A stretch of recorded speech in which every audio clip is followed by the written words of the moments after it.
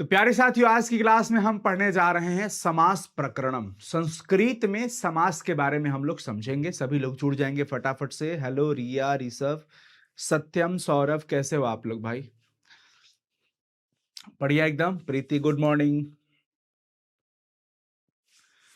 तो हम लोग अभी पढ़ने वाले हैं समास के बारे में। आप लोगों को मैं हिंदी में समास पढ़ाया हूं, लेकिन फिर से आज समास को हम लोग समझेंगे हिंदी के साथ साथ संस्कृत में भी। ठीक है बच्चों? यस। तो चलिए स्टार्ट किया जाए। स्टार्ट करें हम लोग। बहुत बढ़िया। रवि रंजन कैसे हो? सिमरन कैसे हो आप? प्रदीप कैसे हो आप? सब लोग बढ़िया एकदम। चलो भाई, अब हम लोग शुरू करते हैं। हमारा टॉपिक है समास। हिंदी व्याकरण में तो हम लोग समास पढ़े थे। आप लोगों को एक बार रिवीजन भी करा देता हूं। हिंदी और संस्कृत के समास में बहुत ज्यादा का अंतर नहीं होता है। बस शब्द को समझना, अर्थ को समझना पड़ता है, बस, और कुछ नहीं। तो सबसे पहला, समास का मतलब क्या होता है हम ये समझते हैं। समास होता क्या है, समास हम पढ़ते क्यों हैं, और समास किसे कहते हैं, और इसका उपयोग हम कहां कर पाते हैं। देखो प्यारे बच्चों, जब कई सारे पद एक साथ दिए रहते हैं तो उसको ना समस्त पदों को संक्षेप में व्यक्त करना ही समास कहलाता है। समास का सीधा मतलब समझिए, एक पदी भावः समासः। एक पदी भावः समासः, इसका मतलब बस यही समझो आप। एक पद भाव समास, इसका मतलब क्या हुआ कि एक ही पद में मतलब सभी को व्यक्त कर देना है। जितने भी पद होते हैं, समस्त पदों का एक पद, तो एक पदी भाव समास। संक्षेप में क्या बालक? संक्षेप में आप समझ रहे हो, समस्त पदी भाव समास, इसका सीधा मतलब समझिए संक्षेप होता है। जैसे हमने कहा, अब एग्जाम्पल समझो। अगर मैं कहता हूं आपको राजा का पुत्र, मैं क्या कहता हूं बालक? राजा का पुत्र। तो राजा है, का है, पुत्र है, तो इन सभी को अगर एक साथ लिख के हम राजपुत्र लिख दे। मान लो हम लिखते हैं प्यारे बच्चों, राजा की कन्या, राजा की कन्या। अब ये कई सारे पद हैं, लेकिन इनको संक्षेप में अगर हम लिख देते हैं राज कन्या। आप एग्जाम्पल समझते चलो, उदाहरण समझोगे बच्चों ना, तो आपको अच्छे से चीजें समझ में आ जाएंगी। ठीक है? आ रही ये बातें समझ में सबको? आ रही ये बातें समझ में? बाबू मिस नहीं करना है। हम लोग तो अभी सफर की शुरुआत 10th से किए हैं ना। अभी हम लोग पूरा 11th पढ़ेंगे, 12th पढ़ेंगे, उसके आगे की पढ़ाई करेंगे। तो आप और हम कहीं नहीं जा रहे हैं, हम सब लोग साथ में रहेंगे, हमेशा रहेंगे।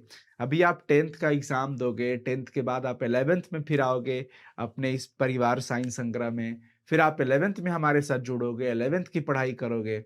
11th में हम आपको और मेहनत करेंगे, पूरी टीम आपको पढ़ाएगी हैं। और आपके साथ हमारा स्नेह बहुत अलग है, हमारा बंधन बहुत अलग है। हम आपके साथ एक टीचर स्टूडेंट के रिश्ते में बंधे हैं। हम आपके साथ छोटे भाई बहन, हम बड़े भाई की तरह, आप हमारे छोटे भाई बहन की तरह हो। हम एक बेहतर दोस्त की तरह एक दूसरे के साथ पढ़ते हैं, हंसते हैं, खेलते हैं। तो ये सारी चीजें लंबी चलती रहेंगी, आप लोग को बिल्कुल नहीं घबराना है। ठीक है ना? तो राजा की कन्या को हम संक्षेप में क्या कहते हैं मेरे दोस्त? राजकन्या कहते हैं।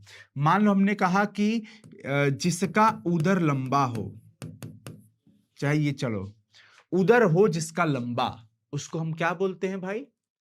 उदर हो जिसका लंबा, लंबोदर कहते हैं। इतनी सारी चीजों को, अब मान लीजिए मैंने लिख दिया रसोई के लिए घर,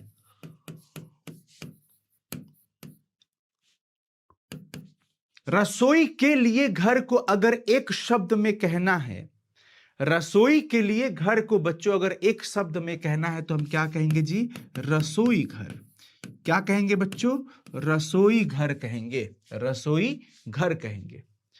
अगर मान लीजिए किसी ने कहा न्याय के लिए आलय, किसके लिए? न्याय के लिए आलय, न्याय के लिए आलय, तो इसका मतलब क्या हो गया, न्याय के लिए आलय। फोन आ रहा था किसी का, लेकिन अभी क्लास में है तो फोन नहीं उठाना चाहिए। न्यायालय हो जाएगा। न्याय के लिए आलय का मतलब क्या हो गया बच्चों, न्यायालय। न्याय के लिए आलय का मतलब न्यायालय। चीजें समझ में आ गई सबको, किसी को कोई दिक्कत? अभी प्रत्यय पढ़ाऊंगा, घबराना नहीं है। रोहन कह रहे हैं सर मैं आपको मिस नहीं करूंगा क्योंकि 1 महीने बाद फिर आपसे ही पढ़ूंगा। बिल्कुल मेरे भाई, बिल्कुल। इस बात की हमें बहुत वो है, एक्साइटमेंट है कि आप लोग फिर से वापस 11th में आओगे और हम आपको पढ़ाएंगे। तो न्याय के लिए आलय को क्या कहा जाएगा, न्यायालय कहा जाएगा। रसोई के लिए घर को रसोई घर कहा जाएगा। तो इस तरीके से हम देख रहे हैं कि हम कई सारे पदों को समस्त करके संक्षेप में एक ही शब्दों में व्यक्त कर रहे हैं, इसी को समास कह रहे हैं। ठीक है सर। अब समास के कितने प्रकार होते हैं, आ जाओ देख लो। समास संस्कृत में अगर हम बात करें तो समास के जो मुख्य भेद होते हैं, समास के भेद, समास के मुख्य भेद टोटल 4 ही होते हैं। कितने होते हैं, 4। सबसे पहला हम पढ़ते हैं अव्ययी भाव समास। क्या पढ़ते हैं बालक, अव्ययी भाव समास। दूसरा हम पढ़ते हैं प्यारे बच्चों तत्पुरुष समास। क्या पढ़ते हैं, तत्पुरुष समास। तीसरा हम पढ़ते हैं कर्मधारय समास। क्या पढ़ते हैं, कर्मधारय समास। और चौथा पढ़ते हैं बहुव्रीहि समास। बहुव्रीहि समास। तो ये मुख्य 4 प्रकार के प्यारे बच्चों हम लोग समास पढ़ते हैं। कितना, 4 प्रकार का, ध्यान रखिएगा सभी लोग, ठीक है ना। तो ये अव्ययी भाव तत्पुरुष, उसके बाद द्वंद्व समास और फिर बहुव्रीहि समास। ये 1 2 3 4, अरे अरे अरे अरे, यहां पे द्वंद्व होगा, द्वंद्व समास होते हैं। ये होता है प्यारे बच्चों अव्ययी भाव, तत्पुरुष, द्वंद्व और बहुव्रीहि। तो बताइए सभी लोग, समास के कितने भेद होते हैं बालक? सभी लोग बताओ, समास के कितने भेद होते हैं? Thank you so much Rishabh. अभी और करना है, इसको आगे बढ़ाना है। ये आप सबके साथ ही संभव है, आपके साथ ही सफर में मजा है। यहां पर बताओ सभी लोग, यहां पर सभी बच्चे बताएंगे। Yes sir, very good. अव्ययी भाव समास, तत्पुरुष समास, द्वंद्व समास और बहुव्रीहि समास। और यहां हम एक चीज पढ़ते हैं कि जो तत्पुरुष समास होता है, वो तत्पुरुष समास प्यारे बच्चों क्या होता है, 2 प्रकार के हो जाते हैं। कितने, 2। तत्पुरुष समास 2 प्रकार के हो जाते हैं। एक को हम बोलते हैं भाई कर्मधारय समास और एक को बोलते हैं द्विगु समास। कर्मधारय और दूसरा क्या होता है, द्विगु समास कहते हैं, ठीक है ना। तो तत्पुरुष 2 प्रकार के, इसलिए हम अगर कुल पढ़ें तो 1 2 3 4 5 6 प्रकार के पढ़ते हैं। इसलिए हम कुल कितने समास पढ़ते हैं, अध्ययन करते हैं कितने समास, कुल 6। तो इस प्रकार कुल भेद कितने हो गए, 6। पहले आपने 4 कहा, लेकिन अब 4 के साथ 2 और भी तो निकल गए ना, तो 4 और 2 6 हो गया। 4 और 2 क्या हो गया प्यारे बच्चों, 6 हो गया। यानी कि समास के कुल भेद 6 होते हैं। समास के कुल भेद कितने होते हैं, कुल भेद 6 हैं। समास के प्यारे बच्चों कुल कितने भेद हो गए मेरे भाई, 6 भेद हो गए। किसी को कोई दिक्कत, किसी को कोई परेशानी तो नहीं है, बताइए सभी लोग।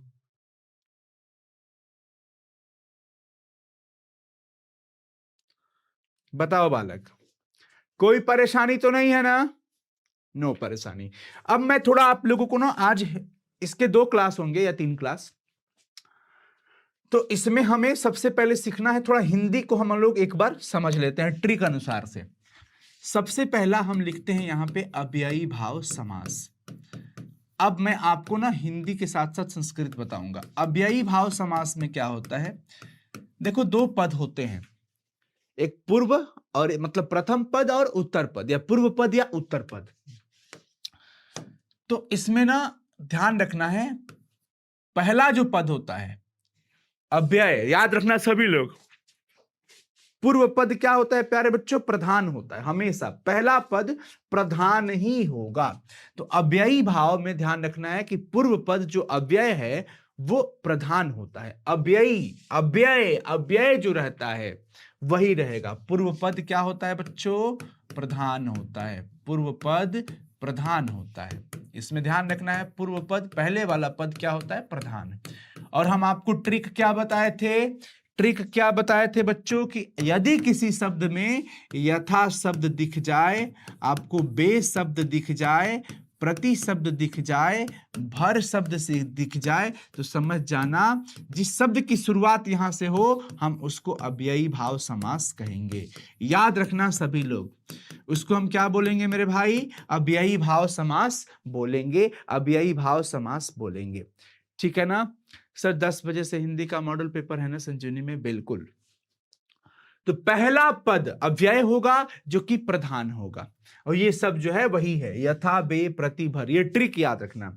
जैसे मान लो आपसे किसी ने कहा प्रतिदिनम कौन सा समास है? प्रतिदिनम कौन सा समास है? आप क्या बोलोगे? आप सीधा ट्रिक लगा लो, अरे प्रति से शुरू हो गया, अव्ययी भाव समास है। आपसे किसी ने कहा, आपसे किसी ने कहा बताओ प्रतिदिनम कौन सा समास है? आप सीधा देखो और बता दो। आप सीधा देखो प्यारे बच्चों और बता दो। आप सीधा देखो और बता दो। तो ये अव्ययी भाव समास कहोगे। क्या कहोगे मेरे दोस्त? अव्ययी भाव समास। ठीक है ना? बताइए सभी लोग, किसी को कोई दिक्कत? 9th क्लास का भी पढ़ाते हैं सर। बाबू 9th का भी इस बार से शुरू होगा, 9th का भी शुरू हो जाएगा चीजें, 9th को भी हम लोग पढ़ाएंगे। ठीक है ना?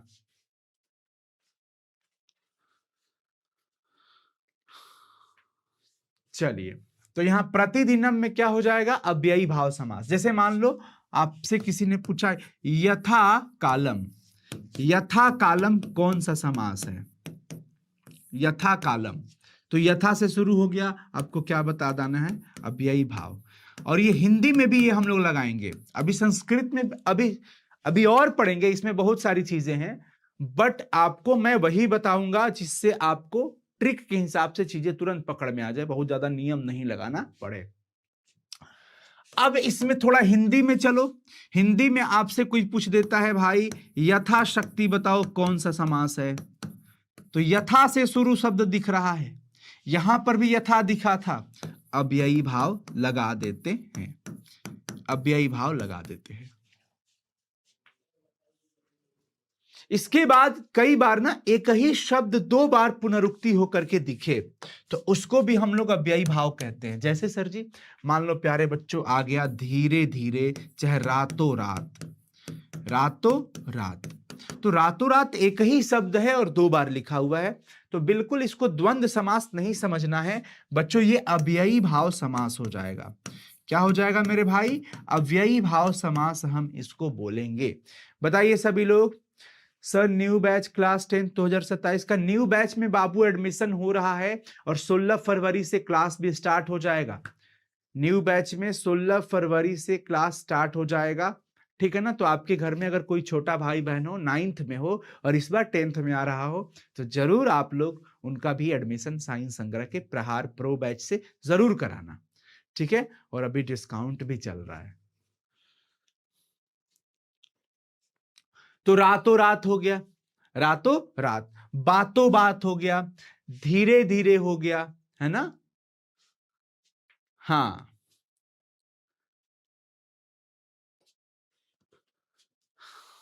चलो चीजें क्लियर हो गई ना? अभी अभी मैं आपको हिंदी के आधार पे बता रहा हूं।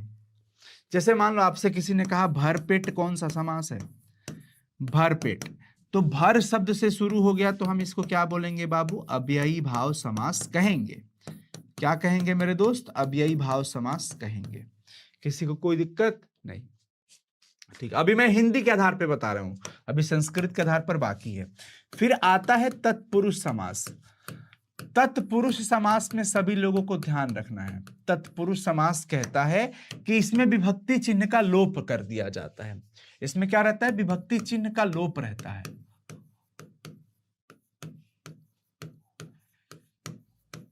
विभक्ति चिन्ह का लोप, ये गायब रहता है। विभक्ति चिन्ह क्या रहता है बच्चों? गायब रहेगा, छिपा हुआ रहेगा, हमको दिखेगा नहीं, बट हमें निकालना है। हमें क्या करना है? निकालना है। जैसे मान लो पूछ दिया, जैसे किसी ने कहा ना कि भाई विद्यालय, विद्यालय, अरे इसका मतलब क्या है भाई? कि जो विद्या के लिए आलय होता है, विद्या के लिए जो घर होता है, विद्यालय उसी को कहा जाता है। अब आप बताओ, इसने तो सिर्फ विद्यालय लिखा था, इसमें तो विभक्ति चिन्ह को गायब कर दिया था। के लिए लोप है। विभक्ति चिन्ह का लोप हो जहां पे, समझ जाओ वो तत्पुरुष समास है। क्या है मेरे दोस्त? वो तत्पुरुष समास है। तो जहां पर भी विभक्ति चिन्ह का लोप होगा वो तत्पुरुष समास कहलाएगा। क्या कहलाएगा प्यारे बच्चों? वो कहलाएगा जी तत्पुरुष समास। तत्पुरुष समास। कोई दिक्कत प्यारे बच्चों? किसी को कोई समस्या तो नहीं है ना? चलो, very good. Sir class 10th का रिजल्ट आप लोग चेक नहीं कीजिएगा क्या? क्यों नहीं करेंगे? लाइव चेक होता है रिजल्ट। तो विद्या के लिए आलय हो गया। जैसे मान लीजिए हमने बोल दिया प्रेम में मग्न, प्रेम में मग्न को क्या बोलेंगे? प्रेम में जो मग्न हो उसको प्रेम मग्न कहा जाता है। प्रेम मग्न कहा जाता है। जो प्रेम में मग्न हो उसको प्रेम मग्न।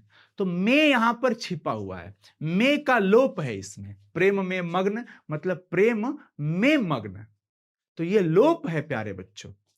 क्या है मेरे भाई? लोप है, छिपा हुआ है विभक्ति चिन्ह। कोई दिक्कत नहीं। जैसे मान लो हमने किसी से कहा कि भाई ये बताओ, अगर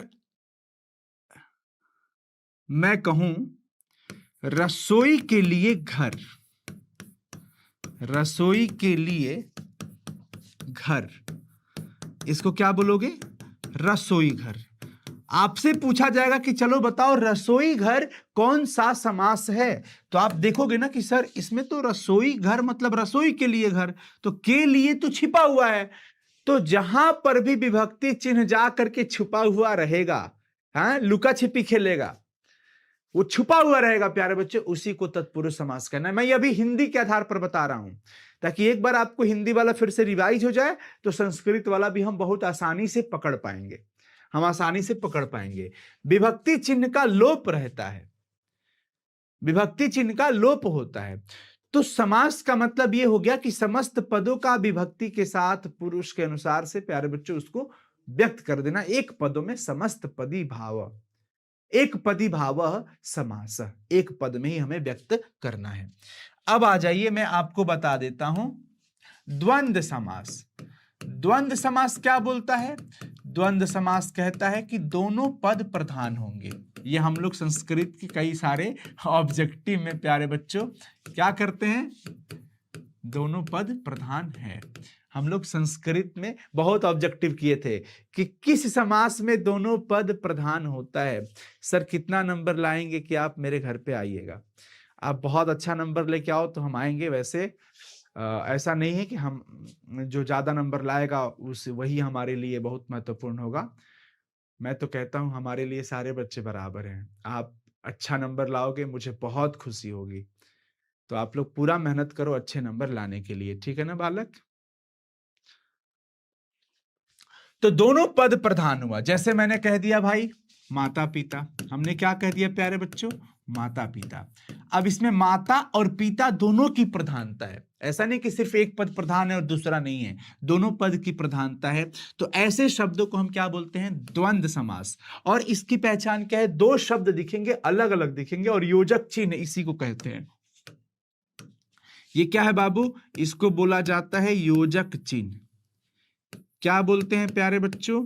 योजक चिन्ह, योजक चिन्ह, इसको योजक चिन्ह बोला जाता है। माता पिता के बाद क्या हो जाएगा? सभी लोग गौर करिए, माता पिता। अगर मैंने आपसे कह दिया राधा कृष्ण, तो राधा और कृष्ण दो शब्द दिखेंगे और दोनों योजक चिन्ह के द्वारा जुड़े रहते हैं, और कई बार इसको एक पद में भी लिख दिया जाएगा। तो राधा कृष्ण को क्या कहिएगा? आप यही भाव समास मत कह दीजिएगा, ये दोनों अलग अलग शब्द हैं। ये दोनों अलग अलग। अब धीरे धीरे को क्या बोलोगे?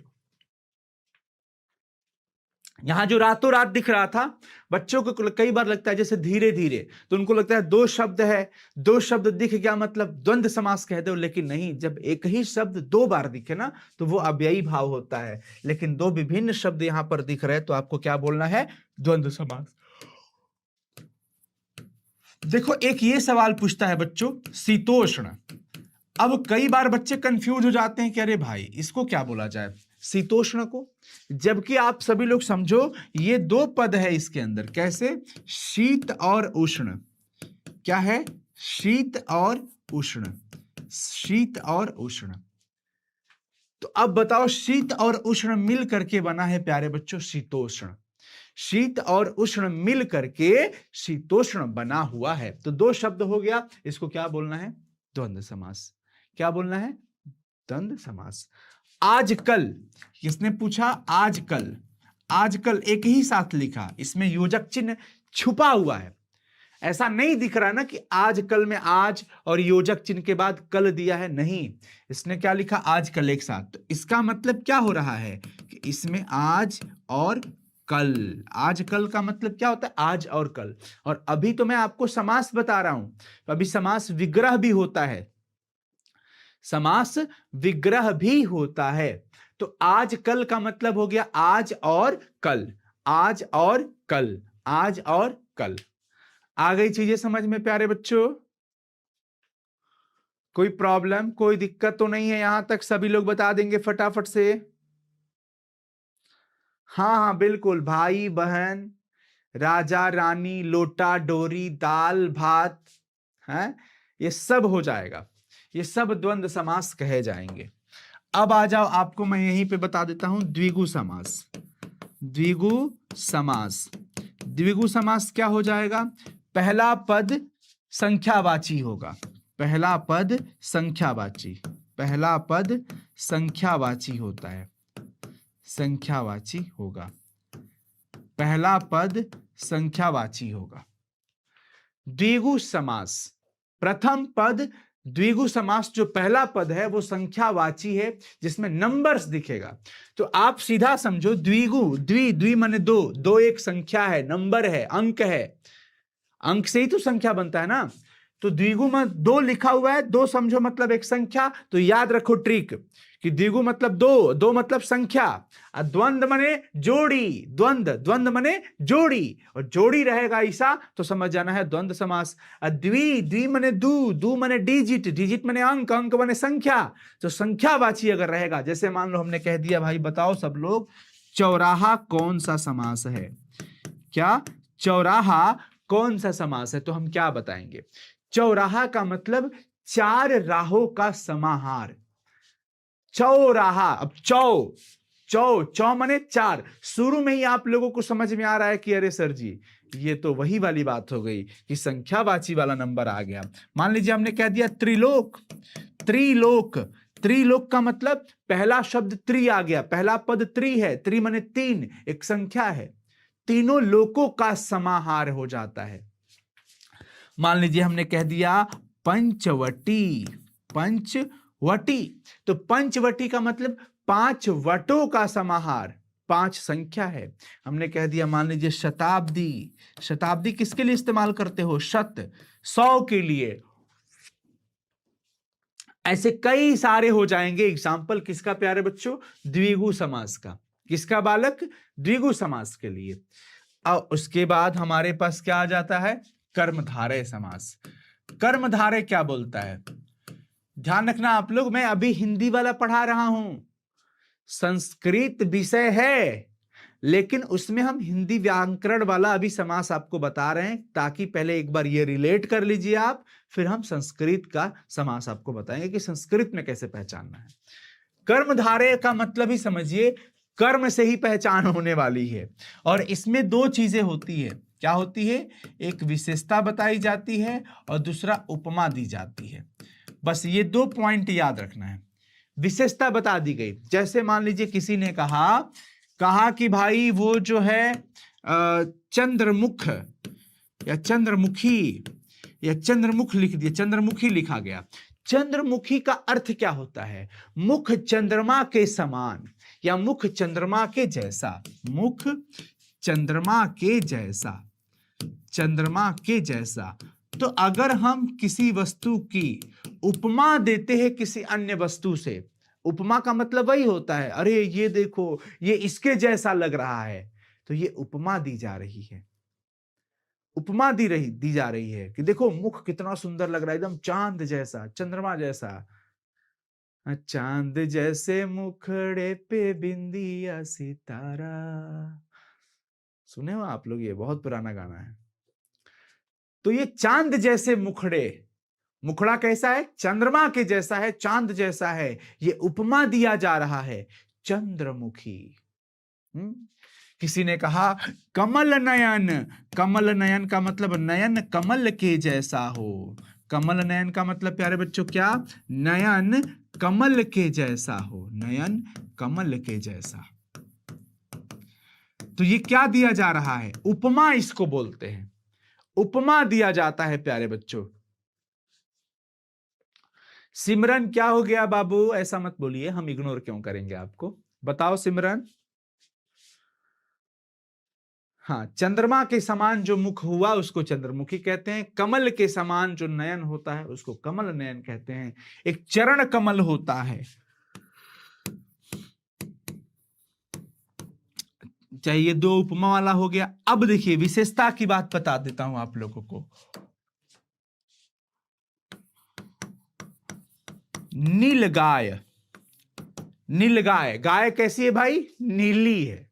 तो विशेषता की बात हो गई। किसकी बात हो गई प्यारे बच्चों? विशेषता की बात हो गई। सर कितना नंबर आएगा कि हम लोग से मिलने आएंगे? अरे ऐसे सब लोग मिलने आओगे, सबसे मिलेंगे। आप सब लोग अच्छा नंबर लेके आओ, कम से कम 85% प्लस, तो मजा आ जाएगा। आएगा ना मजा? बोलो सब लोग, आएगा ना मजा? चलो बताओ सभी लोग प्यारे बच्चों, किसी को कोई दिक्कत है? कोई परेशानी तो नहीं है ना? बताइए, जल्दी से बताइए। यहां तक चीजें समझ में आ गई?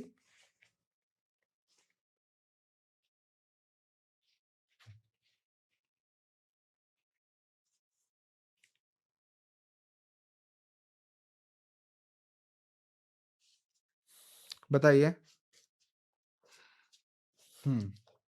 ठीक है। तो ये सब हो गया कर्मधारय। ये सब क्या हो गया? कर्मधारय। बस एक बार आप हिंदी ट्रिक समझ जाओगे, फिर वो चीजें समझ में आ जाएंगी। उसके बाद मैं आपको बता देता हूं बहुव्रीहि। बहुव्रीहि समास में क्या होता है बच्चों? ये कहता है, ट्रिक समझो। बहुव्रीहि का मतलब बाहुबली, जो खास हो, जो अपना सामान्य अर्थ ना दे करके खास अर्थ देता हो, खास अर्थ देता हो। ये बहुत ही खास है, ये बाहुबली है, दुनिया में एक है, पावरफुल है। बाहुबली से बहुव्रीहि।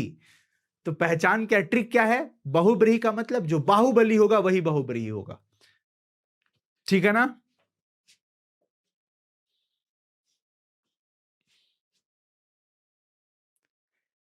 प्रदीप, 10th का न्यू बैच 16 फरवरी से क्लास शुरू हो जाएगा। एडमिशन शुरू है। अगर आपके घर में आसपास कोई छोटे भाई बहन हो तो आप एडमिशन करा देना, ठीक है ना? और आज लास्ट डिस्काउंट है, आज आखिरी डिस्काउंट है। तो बहुव्रीहि का मतलब वही समझो बाहुबली। जैसे मैंने कह दिया चंद्रशेखर, चंद्रशेखर कहने का मतलब क्या हुआ? जिसके शेखर पे चंद्रमा हो, भगवान शिव जी की बात हो रही है। वो दुनिया में एक हैं, बाहुबली हैं, तो चंद्रशेखर। लंबोदर, अब लंबोदर का सामान्य अर्थ क्या होता है? कि जिसका उदर लंबा हो, जिसका पेट लंबा हो। लेकिन लंबोदर सबको हम नहीं कहते हैं। इसका अर्थ क्या हुआ? अर्थ हो गया कि जिसका उदर लंबा हो वो लंबोदर है। लेकिन इस लंबोदर कहने से हम किसकी तरफ इशारा करते हैं? गणेश जी की तरफ इशारा करते हैं। तो गणेश जी की तरफ इशारा जा रहा है, जो दुनिया में एक है, बाहुबली है। आ रही है बात समझ में प्यारे बच्चों? तो चंद्रशेखर, लंबोदर, ये सब बहुव्रीहि समास कहे जाएंगे। क्या कहे जाएंगे प्यारे बच्चों? बहुब्रीहि समास कहा जाएगा। नीलकंठ, जिसका कंठ नीला हो। बताओ नीलकंठ किसको कहा जाता है? नीलकंठ किसको कहा जाता है? अनेक शब्दों के लिए एक शब्द आपने पढ़ा होगा, वीणा पाड़ी, जिसके हाथों में वीणा हो।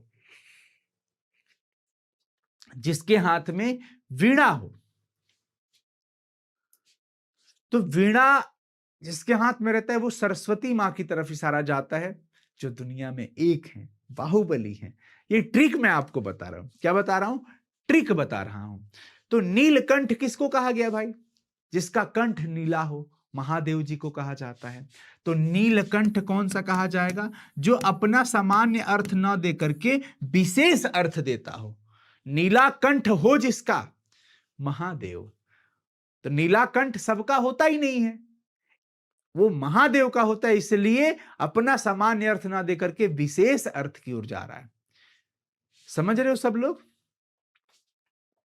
चक्रपाणी, जिसके हाथ में चक्र हो, भगवान विष्णु जी की तरफ इशारा जा रहा है। वीणा पाड़ी है, वंशीधारी। तो ये सब जो होते हैं वो बहुब्रीहि समास कहे जाते हैं।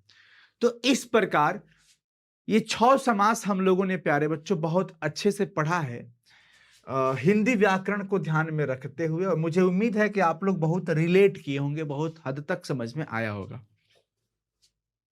और समास में हम आपको ट्रिक वाली जो बात थी ना, वो हिंदी व्याकरण में जो समास हम लोग पढ़ते हैं वैसा ही हम लोग करीब संस्कृत व्याकरण में भी पढ़ते हैं, बस थोड़ा शब्द संस्कृत वाला होगा। ठीक है ना? तो शुरू करते हैं, सभी लोग देख लीजिए। अव्ययी भाव समास हम आपको बताए थे, जिसमें पहला पद अव्यय होता है, जिसकी शुरुआत यथा, बे, भर, प्रति शब्द से होता है। अक्सर आपको यथा से शुरू होने वाले शब्द को अव्ययी भाव समास कहना है, प्रति शब्द से जो शब्द शुरू होता है उसको अव्ययी भाव समास कहना है, हर से शुरू होता है तो अव्ययी भाव। यानी कि जो पहला पद अव्ययी भाव समास का पूर्व पद, यानी कि पहला पद क्या होता है? प्रधान होता है प्यारे बच्चों, और ये अव्यय होता है। पूर्व पद क्या होता है? अव्यय होता है, तथा दूसरा पद संज्ञा होगा। पूरा पद अव्यय हो जाता है जो क्लीबलिंग में होता है, यानी कि यथा कालम, प्रतिदिनम। अब आप यहां पर देख रहे हैं ना, यथा कालम आपसे पूछा, तो मैंने आपको ट्रिक क्या बताया कि यथा शब्द से शुरू हो जाए। यथा, यथा, यथा ये अव्यय होता है प्यारे बच्चों, तो यथा से शुरू हो गया। प्रतिदिनम में देख लीजिए आप, प्रतिदिनम की बात करी जाए, प्रतिदिनम, ये प्रति शब्द जो आपको दिख रहा है प्यारे बच्चों, ये किसका पहचान है? ये पहचान है अव्ययी भाव समास का। तो अक्सर अक्सर प्यारे बच्चों, सर 10th बोर्ड एग्जाम 2027 कब से स्टार्ट होगा? 16 फरवरी से स्टार्ट होगा बाबू, 16 फरवरी से स्टार्ट हो जाएगा 10th का नया बैच। 10th का नया बैच 16 फरवरी से स्टार्ट होगा। तो यथा कालम और प्रतिदिनम। अब यथा शब्द से शुरू हो गया, प्रति से शुरू हो गया, इसको हम क्या बोल देंगे? अव्ययी भाव समास। ठीक है, मुख्य रूप से यही होता है। आगे देखो, तत्पुरुष समास की बात करी जाए, तत्पुरुष समास क्या बोलता है कि बाद वाला उत्तर पद जो होता है ना, एक होता है पहला पद और एक दूसरा पद। तो जो लास्ट वाला पद होता है, अंतिम पद प्रधान होता है। अब प्रधान का मतलब वैल्यू उसी की होगी, उसी पे सब कुछ डिपेंड करेगा, और मैं भी बताऊंगा। जिस समास में उत्तर पद यानी कि अंतिम वाला पद क्या होता है, उसके अर्थ की प्रधानता होती है। जैसे आपने इसमें क्या देखा, पूर्व पद पर निर्भर कर रहा था, यथा पे, प्रति पे, भर पे। तो ये पूर्व पद हो गया। उत्तर पद जो लास्ट वाला पद होता है, उसकी अगर प्रधानता होगी तो उसको तत्पुरुष समास। जैसे मान लीजिए, राजा का पुरुष, राज्ञः पुरुषः। राज्ञः पुरुषः का मतलब क्या हो गया? पुरुष, राजपुरुष। राजा का पुत्र, राजपुत्र लिखते हैं। अब एक सोचो, अगर मान लो मैं लिखता हूं राजा का पुत्र, प्रधानता किसकी हो गई? राजा का पुत्र। प्रधानता किसकी है? इसकी हो रही है, राजा की प्रधानता नहीं है। राजा का पुत्र मतलब हम किसकी तरफ इशारा कर रहे हैं? हम राजा की तरफ इशारा कर रहे हैं या राजा के बेटे की तरफ इशारा कर रहे हैं? बताओ सभी लोग बच्चों। अगर मैं कहता हूं राजा का पुत्र आया है, सीधा सीधा समझो, राजा का पुत्र आया मतलब हम किसकी तरफ इशारा कर रहे हैं? उस पुत्र की तरफ, राजा की तरफ नहीं। तो राजा का पुत्र में किसकी प्रधानता हुई? प्रधानता किसकी है? आप बताइए सभी लोग, प्रधानता किसकी है प्यारे बच्चों? प्रधानता किसकी है बताओ? पुत्र की है। तो राजा का पुत्र, ये प्रथम पद हो गया यानी कि पूर्व पद हो गया, और ये अंतिम पद हो गया यानी कि उत्तर पद। उत्तर मतलब बाद होता है, पूर्व मतलब पहले, उत्तर मतलब बाद। ठीक है ना? तो इसको आप पूर्व पद कह सकते हो, इसको उत्तर पद कह सकते हो, या आप इसको प्रथम पद कह सकते हो, इसको अंतिम पद कह सकते हो। तो तत्पुरुष समास में किस पद की प्रधानता होती है? उत्तर पद की, यानी कि अंतिम पद की, बाद वाले की प्रधानता इसकी हुई। तब हम इसको क्या लिख देते हैं शॉर्ट में? राजपुत्र। विभक्ति चिन्ह हटा देके, विभक्ति चिन्ह जो लगा है ना, का, के, की, सब, ये सब हट जाएगा और सीधा सीधा हम राजपुत्र लिख देंगे। अब जैसे मान लो हमने कहा कि ये विद्या का आलय है, ये विद्या का आलय है, विद्यालय के लिए आलय, ये विद्यालय के लिए, विद्या के लिए आलय है। मतलब हम विद्या की तरफ फोकस कर रहे हैं या इस घर की तरफ फोकस कर रहे हैं? विद्यालय में जाते हो तो किस चीज पे फोकस होता है? विद्यालय। आलय मतलब घर, विद्या के लिए जो स्थान होता है, घर होता है, उसको विद्यालय कहते हैं। तो हमारा फोकस इस पे है ना, उत्तर पद हो गया ये। तो हम इसको एक साथ में क्या कर देते हैं, चूंकि संक्षेप में ही लिखना समास कहलाता है, संक्षेप में प्यारे बच्चों लिखना ही समास कहलाता है, तो हम क्या कहेंगे? विद्यालय। तो यहां राज्ञः पुरुषः लिखा है, राज्ञः पुरुषः में राजा का जो पुरुष है, ये ध्यान रखना सब लोग प्यारे बच्चों, राजपुरुष। तो हमारा फोकस कहां पे है? पुरुष, पुरुष की प्रधानता होती है, क्योंकि राजपुरुष आगच्छति में राजा नहीं आता है, राजा का पुरुष आता है। मान लीजिए हमने कहा कि राजा का बेटा आ रहा है, तो भाई कौन आ रहा है? राजा थोड़ी आ रहा है, राजा का बेटा आ रहा है। तो बेटा की तरफ हम इशारा कर रहे हैं, मतलब एक बात बता रहा हूं। तो लोक व्यवहार में राजा प्रधान होता है, पर इस वाक्य में तो पुरुष शब्द ही प्रधान है, क्योंकि आने की क्रिया वही करता है। तो तत्पुरुष समास में ध्यान रखिएगा, दो प्रकार का भेद होता है, भेद व्याधिकरण और एक समानाधिकरण। ध्यान रखिएगा, व्याधिकरण में क्या होता है? पद अलग अलग विभक्ति के होते हैं, और समानाधिकरण तत्पुरुष में क्या होता है? दोनों पद प्रथम विभक्ति के होते हैं, इसलिए समानाधिकरण तत्पुरुष को कर्मधारय समास भी कहा जाता है। राजा का पुरुष, ये सब तो इस पे फोकस नहीं करना, आप समझ गए ना सब लोग? कर्मधारय देखिए सभी लोग, कर्मधारय क्या कहता है कि जिस तत्पुरुष समास में, तत्पुरुष समास से ही कर्मधारय निकलता है, जिस तत्पुरुष समास में दोनों पद समान अधिकरण अर्थात विशेषण विशेष्य और उपमा उपमेय के रूप में प्रथमा विभक्ति के हो, तो उसे कर्मधारय या समानाधिकरण तत्पुरुष समास कहते हैं। अब इसका मैं आपको मतलब बता रहा हूं। जैसे मान लीजिए हमने कहा, ध्यान से सुनना सभी लोग, हमने कहा नवयुवक। अब जरा इस शब्द को तोड़ो, आपको इसमें क्या मिलेगा? नव मिलेगा और युवक मिलेगा। ठीक है, नव युवक का मतलब समझते हो ना?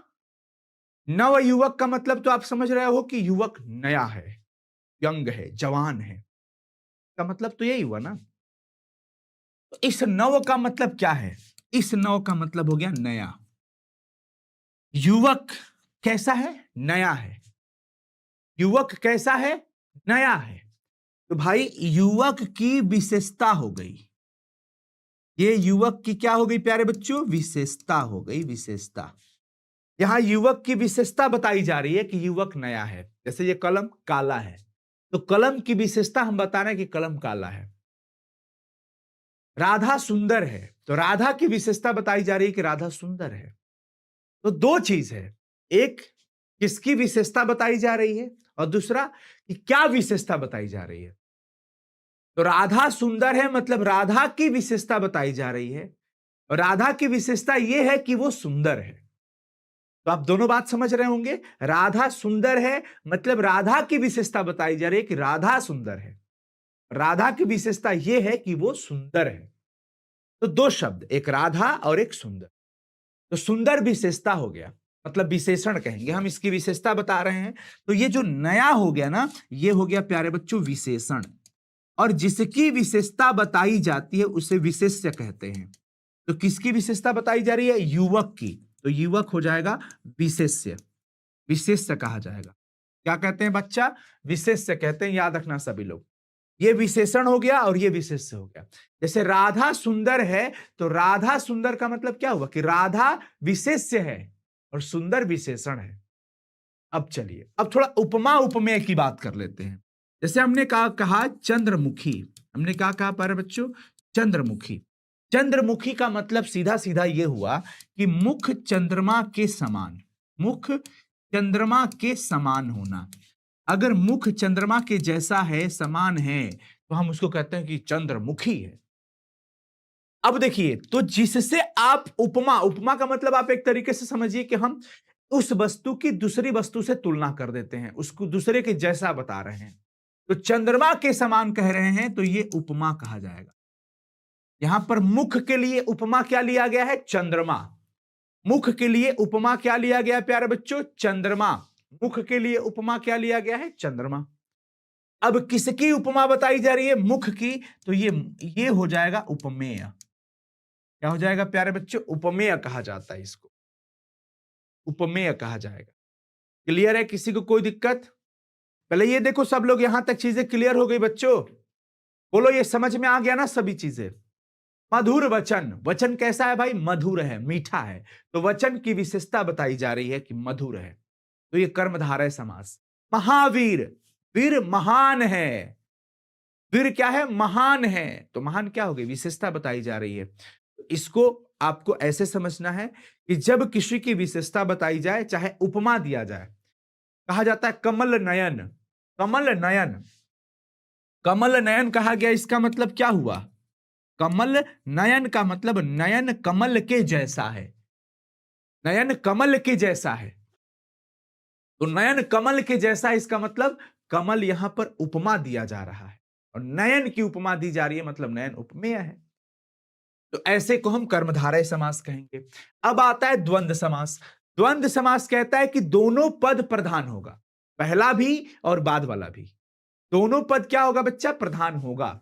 यानी कि देखो, च से जुड़ा रहेगा, च मतलब और होता है, इसके अर्थ के साथ दो शब्द उपस्थित होंगे, दोनों पद होंगे और दोनों पदों का प्रधानता होती है। इसमें ध्यान रखिएगा, इसमें सभी पदों के अर्थों की प्रधानता रहती है, यानी कि दोनों की। जैसे मान लीजिए यहां पे लिखा है सीता च रामः च, सीता च रामः च का मतलब हो गया कि सीता और राम। सीता और राम को आप एक साथ क्या लिखेंगे? सीता रामौ, सीता रामौ। आ रही है बात समझ में ना? राधा कृष्ण, तो राधा और कृष्ण।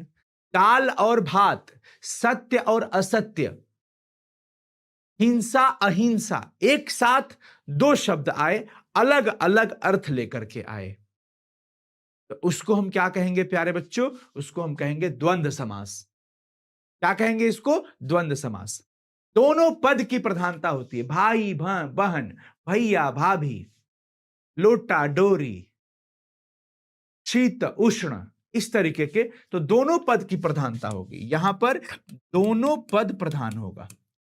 दोनों पद की क्या होगी बच्चा? प्रधानता होती है, दोनों पद की प्रधानता होती है। हम उसी को क्या बोलते हैं बच्चा? समास कहते हैं। उसी को क्या बोलते हैं जी मेरे भाई? समास कहते हैं, समास। यहां तक चीजें क्लियर हो गई? सभी लोग बता दीजिए। तो आपसे पूछा जाएगा कि किस प्रकार के समास में दोनों पद प्रधान होता है, किस प्रकार के समास में दोनों पद की प्रधानता होती है, दोनों पद के अर्थ की प्रधानता होती है। तो आपको बोलना होगा कि वो द्वंद्व समास होता है। इस द्वंद्व समास में प्यारे बच्चों दोनों पद की प्रधानता होती है। सूत्र कहा जाता है च अर्थे द्वंद्व, और के अर्थ में योजक चिन्ह से जुड़े रहते हैं। हिंदी में योजक चिन्ह के द्वारा जुड़ा रहेगा, लेकिन यहां पर च के मतलब और के अर्थ में ये जोड़ा रहता है। बोलो, यहां तक चीजें क्लियर हो गई प्यारे बच्चों? Yes, very good. अब हमारे पास आता है बहुव्रीहि समास। बहुव्रीहि समास क्या होता है? कि अगर कोई शब्द अपना सामान्य अर्थ ना दे करके किसी तीसरे की तरफ इशारा करे, जैसे मान लीजिए मैंने कह दिया पंकज, पंकज का मतलब क्या होगा? पंकज का मतलब होता है कीचड़ में खिलने वाला। लेकिन भाई यहां कीचड़ में खिलने वाला हम तो कमल बना दिए, तो पंकज कीचड़ में खिलने वाला अर्थ ना देकर के सीधे इशारा कर रहा है कमल की तरफ। अब जैसे मान लीजिए हमने कहा वीणा पाणी, वीणा पाणी का मतलब कि जिसके हाथ में वीणा हो। तो भाई जिसके जिसके हाथ में वीणा होगा उसको वीणा पाणी हम कह सकते हैं, लेकिन हम सामान्य अर्थ ये ना दे करके हम ये कहते हैं कि वीणा पाणी का मतलब मां सरस्वती, क्योंकि वीणा पाणी का मतलब ये हो गया कि जिसके हाथ में वीणा हो और वीणा रखने वाली वो मां होती है सरस्वती माता। जैसे मान लीजिए हमने कह दिया चंद्रशेखर। चंद्रशेखर का मतलब जिसके शिखर पे चंद्रमा हो। अब किसके ऊपर होता है भाई? शिव जी के ऊपर। तो इसलिए हम सामान्य अर्थ ना दे करके हम अन्य की जानकारी दें, किसी तीसरे की जानकारी दें, किसी विशेष अर्थ को दे, तब हम उसको बहुव्रीहि कहेंगे। बहुव्रीहि से बाहुबली याद रखिएगा, जो दुनिया में एक हो, सर्वशक्तिमान। तो जिस समास में प्रयुक्त पदों के अतिरिक्त किसी अन्य अर्थात दूसरे पद के अर्थ की प्रधानता हो, उसको बहुव्रीहि समास कहा जाएगा। पीला हो अंबर जिसका, नीला हो कंठ जिसका, नीलकंठ किसका है भाई? शिव जी का है। तो हम उनका सामान्य अर्थ न दे करके हम क्या करते हैं प्यारे बच्चों? दूसरा अर्थ दे देते हैं। तो बहुत सारा चीजें हो जाता है। अब इसमें एक प्रकार का होता है नय्य समास। नय्य समास हमेशा उल्टा को बताता है, नकारात्मकता को बताता है, नहीं के अर्थ में लगाया जाता है। जैसे मान लीजिए एक होता है न्याय, और न्याय का उल्टा मान लीजिए दे दिया अन्याय। तो देखिए अ लग गया, अ उसको नकारात्मक बना दिया। हमने कहा सत्य, और फिर मान लीजिए आगे आपके पास असत्य, तो सत्य से असत्य उल्टा बन गया। तो इस तरीके के समास को नय्य समास कहा जाता है बच्चों। क्या कहते हैं मेरे दोस्त? नय्य समास कहा जाएगा। हाँ श्रुति बिल्कुल सही बता रही हो। जो योगरूढ़ शब्द होते हैं वो सारे के सारे बहुव्रीहि समास होते हैं। योगरूढ़ शब्द हमने आपको बताया है कि शब्द के 3 भेद होते हैं रचना बनावट के आधार पर। एक हम पढ़ते हैं कौन सा? रूढ़ शब्द, दूसरा पढ़ते हैं यौगिक शब्द, और तीसरा पढ़ते हैं योगरूढ़। योगरूढ़ जितने होंगे वो सब बहुव्रीहि समास के उदाहरण होते हैं। क्योंकि इसमें जैसे लंबोदर आया, लंबोदर शब्द की दृष्टि से पूछा जाए कौन सा शब्द है, तो आप कहेंगे कि ये योगरूढ़ शब्द है। क्यों? क्योंकि ये अपना साधारण अर्थ ना दे करके कुछ खास अर्थ देता है। अब लंबोदर का मतलब कि जिसका उदर लंबा हो, उदर माने पेट, तो जिसका पेट लंबा होता है उसको लंबोदर कहा जाएगा। लेकिन क्या सबके लिए ये लागू हो पाता है? भले आम बोलचाल में हम किसी किसी को लंबोदर बोल दें, लेकिन लंबोदर कहने से एक विशेष की पहचान होती है, वो होती है भगवान गणेश जी की पहचान होती है। तो यहां पर समझ में आ गया। तो अन्याय हो गया, असत्य हो गया, ये सब जो हो गया प्यारे बच्चों, हम इसको क्या कहेंगे? नय्य समास हो गया। जैसे हो गया कर्म, कर्म का सीधा उल्टा अकर्म। हिंसा, अहिंसा, तो अ लगा हुआ जो नहीं के अर्थ में हो या अविद्यमान के अर्थ में हो, उसके साथ भी बहुव्रीहि समास होता है। तो ऐसे में उसको हम नय्य समास बोलते हैं। जैसे अधनः अविद्यमानसः धनम यस्य सः अधनः, अन्यायः न न्यायः। अन्यायः का मतलब जब न्याय नहीं हो तो उसको अन्याय कहते हैं। अधन का मतलब क्या हुआ? जब धन विद्यमान न हो तो उसको अधन कहते हैं। अकर्म, जब कर्म ना हो तो अकर्म कहते हैं। अहिंसा, जब हिंसा ना हो तो अहिंसा कहते हैं। जब धर्म ना हो तो अधर्म कहते हैं। तो जितने भी अ वाले आएंगे ना वो सब नय्य समास कहे जाते हैं प्यारे बच्चों। ठीक है ना? किसी को कोई दिक्कत? अब चलिए इसके बाद आता है द्विगु समास। द्विगु समास तो संख्या पूर्वी दिग्गु। संख्या पूर्वी द्विगु का मतलब कि पहला पद जो पूर्व पद होगा वो संख्या होगा मेरे भाई। पूर्व पद क्या होगा? संख्यावाची होगा। तो जिस कर्मधारय पद के प्रारंभ में ही संख्यावाची शब्द हो उसी को हम द्विगु समास कहते हैं। जैसे मान लीजिए त्रिलोकी कह दिया। त्रिलोकी का मतलब तीनों लोकों का समाहार। तो त्रि पहला पद को आप देखो, पहला पद त्रि किसको बता रहा है भाई? 3 को बता रहा है। शत किसको बता रहा है? 100 को बता रहा है। द्वि किसको बता रहा है? 2 को बता रहा है। ये सब एक संख्या है। ये क्या है मेरे भाई? सब संख्या है। तो जब पहला पद ही संख्या हो, जिस कर्मधारय के पद के प्रारंभ में संख्यावाची शब्द हो, उसको मेरे भाई क्या कहा जाता है प्यारे बच्चों? इसको हम कहते हैं द्विगु समास कहते हैं। अब इतना में आपका समास हो जाएगा। अब आप जितना ज्यादा प्रैक्टिस कर सको, देखो अनुरूपम, विशेष करके अनु भी जिस शब्द में लगा हो ना, ध्यान रखना अव्ययी भाव होता है अधिकांश तौर पे। रूपस्य योग्यम, अनुरूपम का मतलब जो रूप के योग्य हो। किसके योग्य हो? रूप के योग्य हो, उसको अव्ययी भाव समास कहा जाएगा, क्योंकि इसमें जो अनु है अव्यय हो गया। अन्याय, जब न्याय नहीं हो तो वो कौन सा समास हो गया भाई? नय्य समास हो गया। कृष्ण और अर्जुन, कृष्ण अर्जुनौ, जैसे सीतारामो, सीता चह रामः चह, वैसे ही यहां पर कृष्ण चह अर्जुन च, कृष्णः च अर्जुनः च, यानी कि कृष्ण और अर्जुन।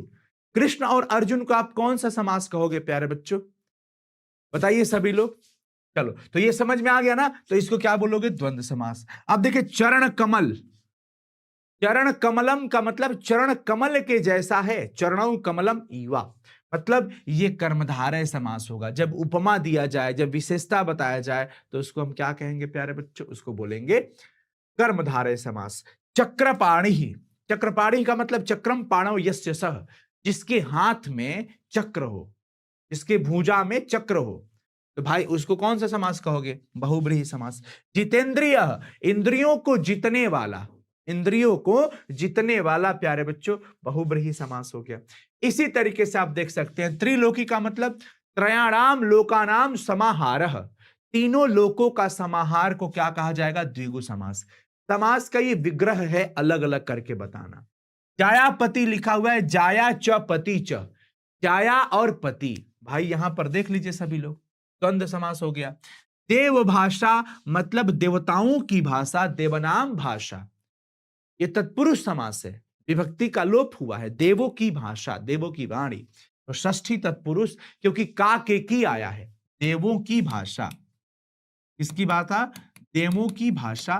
तो यहां पे जो का के की लगा है प्यारे बच्चों, ये संबंध कारक है, और संबंध कारक का मतलब कौन सी विभक्ति हो गई? संबंध कारक का मतलब कौन सी विभक्ति?